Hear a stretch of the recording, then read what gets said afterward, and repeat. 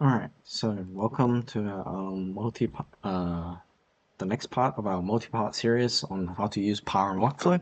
Today we're going to be talking about macro nodes and how you can use them to basically make chunks of your workflows into smaller, more compact interfaces for insertion into more complex workflows. Okay, so as always, we start with the imports. We simply import the workflow object, and we also import parent workflow itself, and we're going to import runtime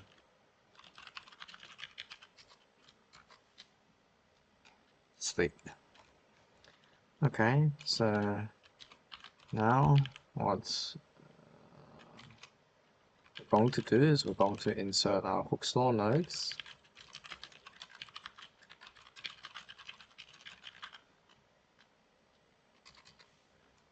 We're just going to copy it over. Okay, so the Hooke's law node takes in the force, the spring constant returns the displacement. We're also going to get the strain node that we had written before. It takes in the displacement and the original length of your material of your sample.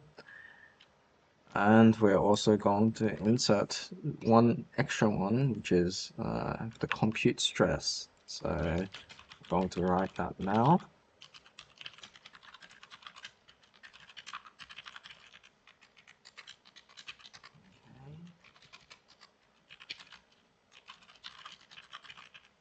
And we're going to compute stress using the Young's modulus relationship. And this means that stress equals to E times strain, and stress equals to Young's modulus times strain, and we're going to return the stress. Okay, thank you, autocomplete. You did a good job there. And we're also going to do energy. And here we're going to do compute spring energy. Okay, so here we're going to simply get the displacement, the spring constant, and the energy is simply the half multiplied by the spring constant multiplied by the displacement squared. Okay, so for our example, we have a force value of 1000, force in newtons, 1000 newtons, a K value of, let's say, 2000 in newtons per meter, L0 value of, let's just say our object is 1 meter, and the Young's modulus of, let's say, 210 E9. Okay, the Young's modulus in pascals, 210 gigapascals. Okay. Just zoom in a little bit so you guys can see better. Okay, so now we write our workflow. Call our mechanical spring workflow. Displacement. Gonna be the Hooke's law. Takes in the Hooke's law. We get the force. Goes to and the spring equals that. Yeah.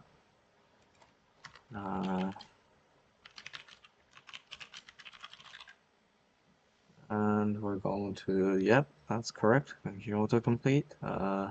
Here we have compute strain, displacement equals to ms underscore wf calc displacement. So we're taking the output from this node, Of course, we can be more verbose and specify which output it is, but a parent workflow is capable of doing both, as I remind you. If it only has one particular output, we can simply take a syntactic sugar kind of shortcut where we basically skip this last bit. But for completeness, let's just enter it here. It's displacement. Output channel is called.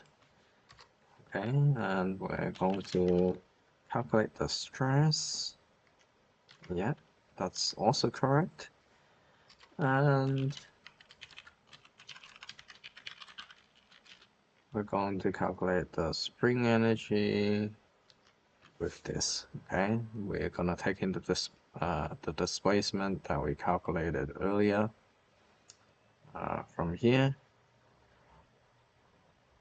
and we're going to compute the spring constant.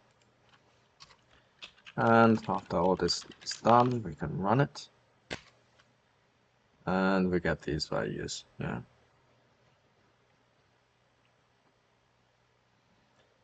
Okay. So now what do? We can simply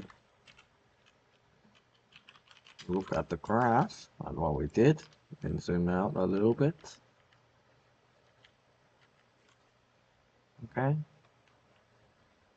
And we can see that the displacement that we calculated feeds into both the compute strain up top here, as well as the spring energy. And the energy is just the output of the workflow, and the stress is one of the last values. Okay. And as before, we can always access the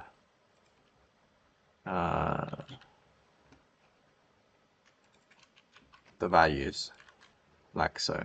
Okay, so we simply get the displacement with these values. We access the outputs channel, the specific variable that we're interested in, and the value. And we get something like this. Okay. So now that we have a workflow that we're happy with, and maybe we want to turn it into something that we can reuse again without writing this over and over again, well, it's really quite simple. Just take all of this, copy it over, and we're going to define, let's call this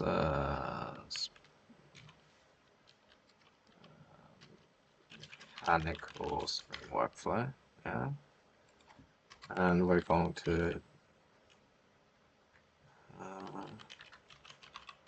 so there are two APIs for accessing this macro node decorator. You can either do it through the workflow object, like so.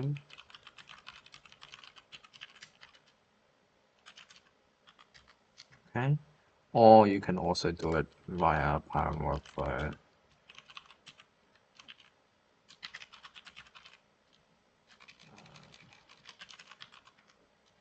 Which is the same, yeah? So these two are equivalent. And here we're just going to keep it consistent, and we can go from workflow, put tabs to put it inside, and going to write this, and we're going to assign the workflow argument as self. Sorry, the macro node takes in the self argument, so let's call it workflow, and rename all of these workflow.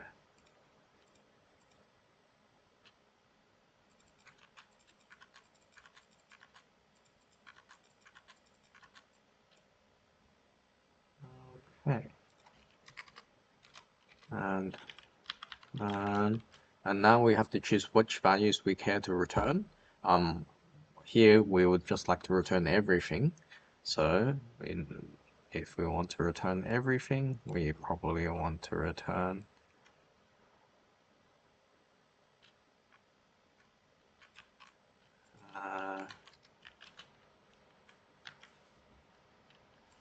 these. which I just copied from above. And we probably, sorry, it shouldn't be called mechanical spring workflow. It should be called the variables that we're returning. We call this displacement, strain, stress, energy. Okay, so for each of the 4 variables. And what we can do now is we can make an example use of this. Okay, and here we define the node. Of course, as always, we need to actually run the node to see the output.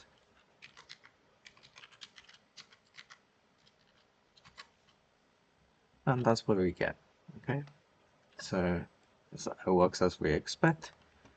And of course, what you can always do is you can, as with any kind of Python code, you can put it into another file. Let's say basic macro.py. Put it in here. Put all the other functions in there.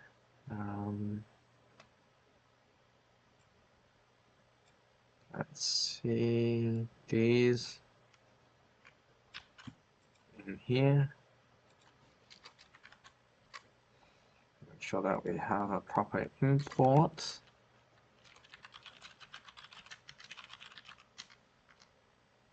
And okay, so this should work. So now that we're going to restart the kernel. So now we're starting again from scratch. And we're not going to do this yet. We're going to import let's see, try import what was it called? Mechanical spring workflow.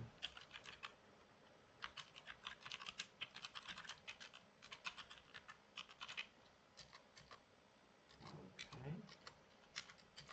And we can always just do this again. Okay, so this should read 1 because we restarted our kernel. Yes, because we restarted our kernel, we need to redefine the variables.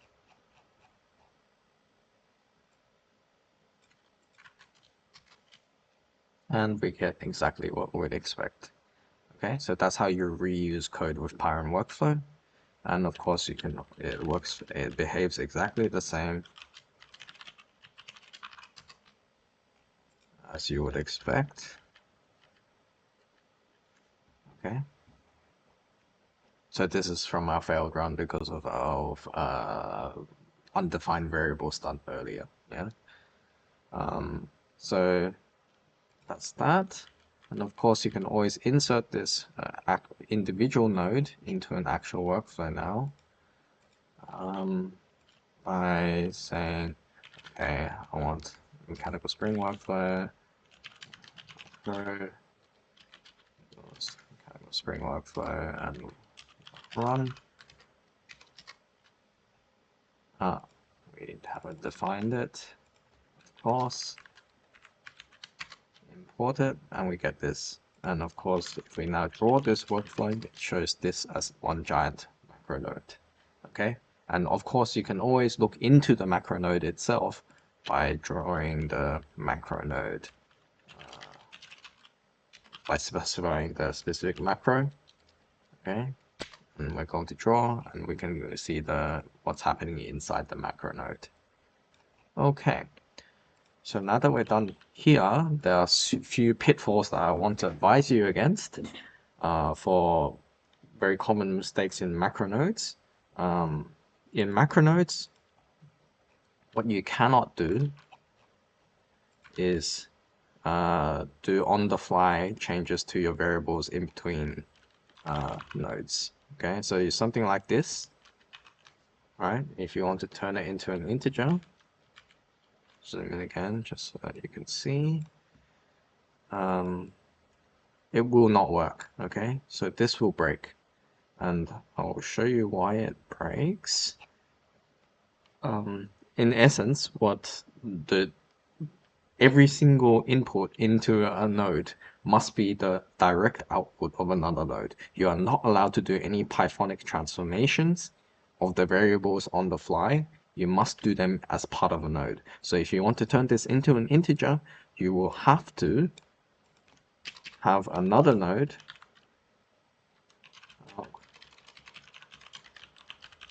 int equals get int like so, and we need to make a get int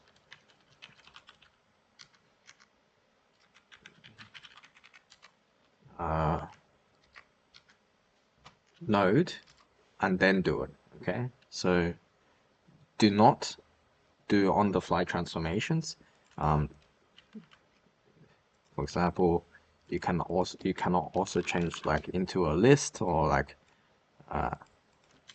something like this, right? You can't do this, and you also cannot do something like I want to add like 1 onto the variable inside a macro node. This is not possible. Okay, so every single operation that happens must happen inside a node, inside a macro node. Okay, this is slightly different from what's happening in a workflow where you can basically modify the values on the fly, but here this is not possible in a macro node.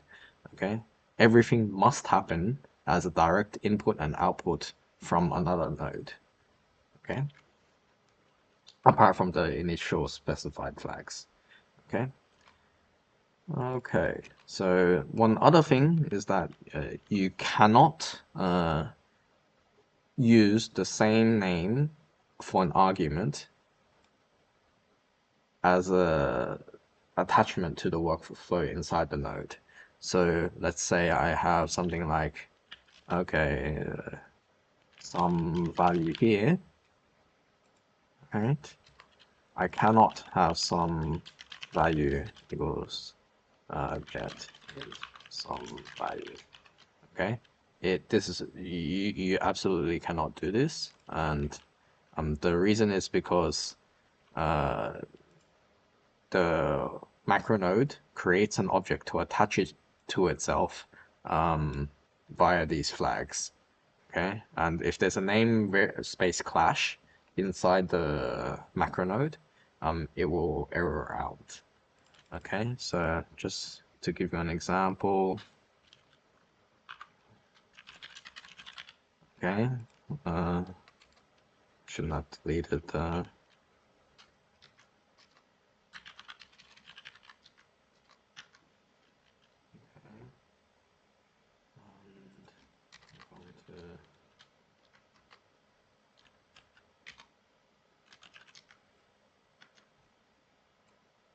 Do this, all right?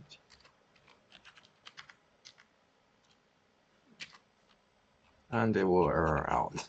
Okay, so some value is already the label for another child. Please remove it. Okay, so in essence, you are not allowed to have namespace clashes between the nodes that you attach here and the flags that you specify in your macro. Okay, and of course, data type hinting and everything works the same in a macro node. And I guess I should show you what happens when you have like a random integer that you hear. Like an integer, when you attempt on-the-fly transformation that you might be tempted to do in Python. Yeah. So after I've done this, I need to remove this namespace variable clash. I change it to some value 2. Okay. And now it errors out. Okay. So that is pretty much all there is to it, and I will see you next time.